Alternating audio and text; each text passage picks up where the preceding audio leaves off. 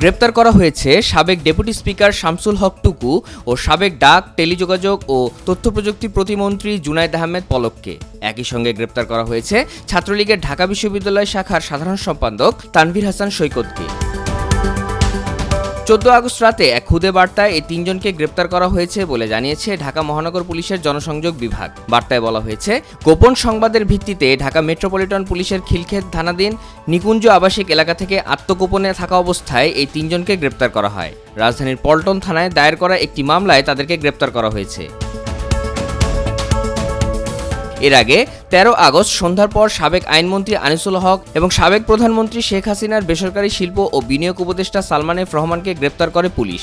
আনিসুল হক ও Salman F রহমানকে 14 August ঢাকায় chief metropolitan আদালতে হাজির করে 10 দিনের রিমান্ডের আবেদন করে গোয়েন্দা পুলিশ। শুনানি শেষে আদালত দুইজনেরই 10 দিনের রিমান্ড মঞ্জুর করে।